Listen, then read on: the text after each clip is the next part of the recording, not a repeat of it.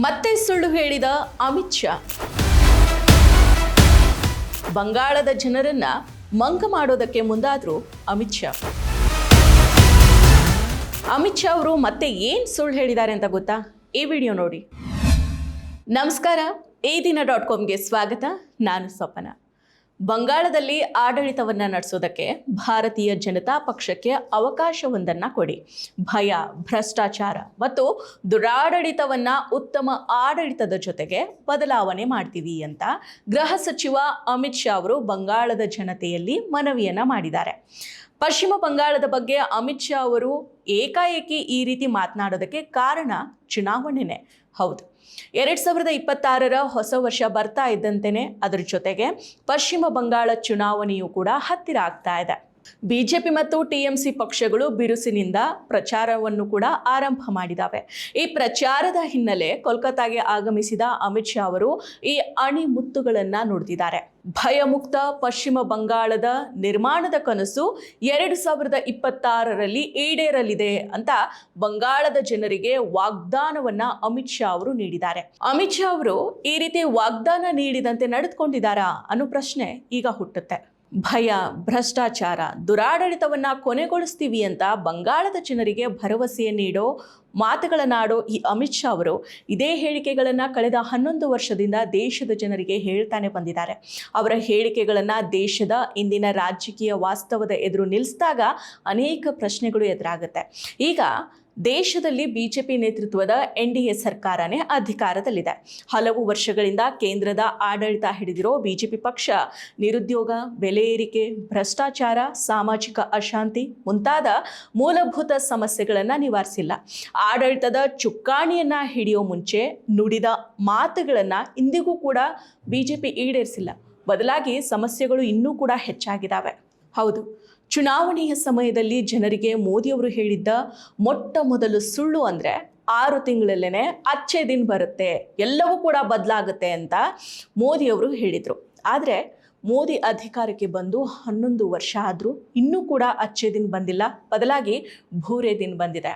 ವರ್ಷಕ್ಕೆ 2 ಕೋಟಿ ಉದ್ಯೋಗ ಸೃಷ್ಟಿ ಮಾಡೋದಾಗಿ ಹೇಳಿದ್ದ ಬಿಜೆಪಿ ಕಳೆದ 11 ವರ್ಷಗಳಲ್ಲಿ 1.50 ಕೋಟಿ ಉದ್ಯೋಗವನ್ನು ಸೃಷ್ಟಿ ಮಾಡಿದೆ.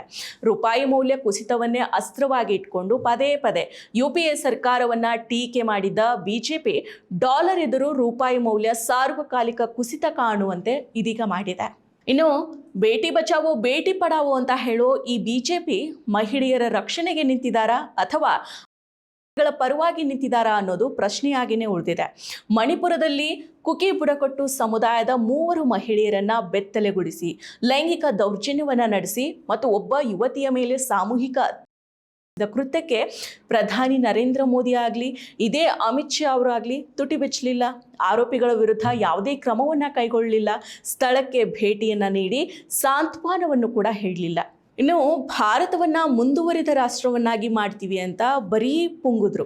ಆದರೆ ಭಾರತ ಇನ್ನೂ ಹಲವಾರು ವಿಷಯಗಳಲ್ಲಿ ಹಿಂದೆನೇ ಉಳಿದಿದೆ. ಸಾರ್ವಜನಿಕರ ನೆನಪಿನ ಆಯಸ್ಸು ತುಂಬಾನೇ ಕಡಿಮೆ.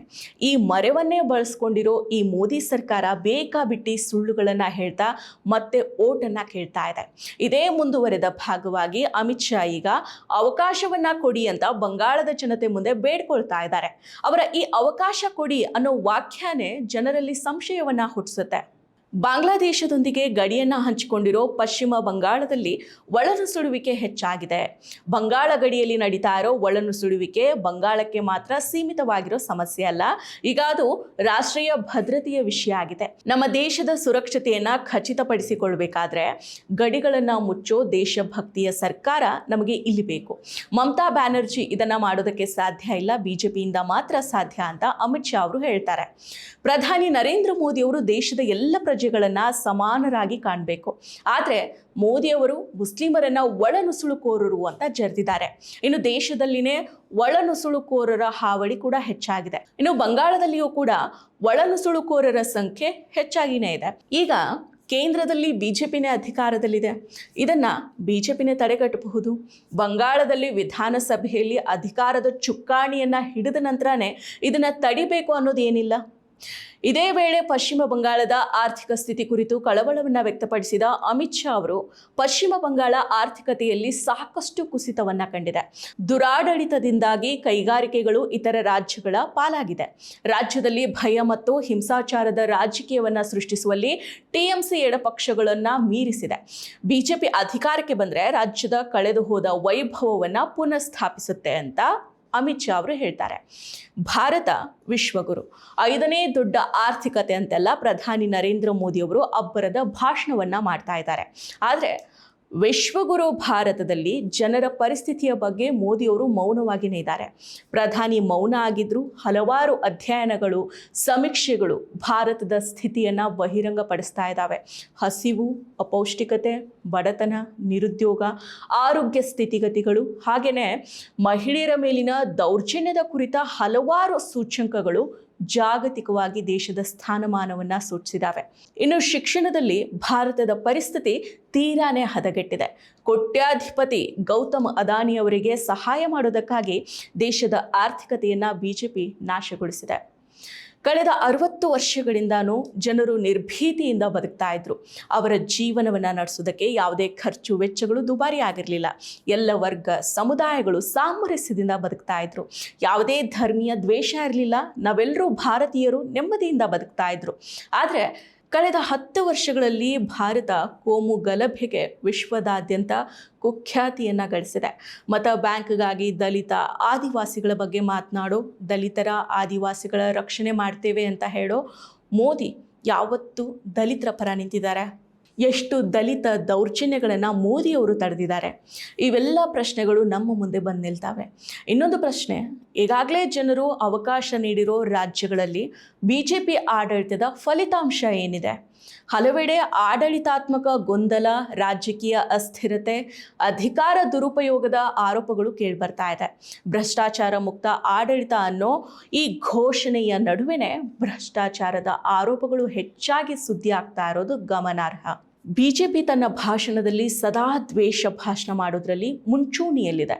ಬಿಜೆಪಿ ಆಡಳಿತದ ಬಗ್ಗೆ ಟೀಕೆ ಮಾಡೋರ ಮೇಲೆ ಒತ್ತಡವನ್ನ ಹೇರೋದು, ತನಿಖಾ ಸಂಸ್ಥೆಗಳ ದುರುಪಯೋಗದ ಆರೋಪಗಳು ಸಾರ್ವಜನಿಕ ವಲಯದಲ್ಲಿ ಚರ್ಚೆ ಆಗ್ತಾ ಇದೆ. ರಾಜಕೀಯದಲ್ಲಿ ಸುಳ್ಳು ಭರವಸೆಗಳೇನೂ ಹೊಸದಲ್ಲ. ಆದರೆ ಪದೇ ಪದೇ ಅವುಗಳನ್ನೇ ಮತಗಳ ಗಾಳವನ್ನಾಗಿ ಹಿಡಿತಾ ಇರೋದ್ರ ಬಗ್ಗೆ ಜನರು ಪ್ರಶ್ನೆ ಮಾಡಲೇಬೇಕಿದೆ. ಜನತೆ ಪ್ರಶ್ನೆ ಕೇಳದೇ ಇದ್ರೆ ರಾಜಕೀಯ ನಾಯಕರು ಪದೇ ಪದೇ ಅದೇ ಮಾತುಗಳನ್ನು ಹೇಳ್ತಾನೆ ಇರ್ತಾರೆ.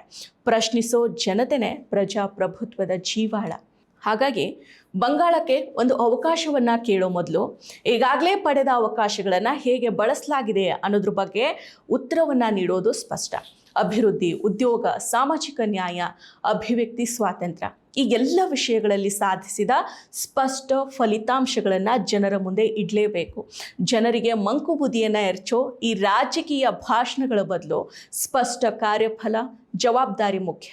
ಪದೇ ಪದೇ ಸುಳ್ಳನ್ನು ಹೇಳೋ ಇಂತಹ ರಾಜಕೀಯ ನಾಯಕರ ಮಾತಿಗೆ ಬಲಿಯಾಗದೆ ಜನರು ಇನ್ನಾದರೂ ಕೂಡ ಕಠಿಣ ಪ್ರಶ್ನೆಗಳನ್ನು ಕೇಳಲೇಬೇಕಿದೆ.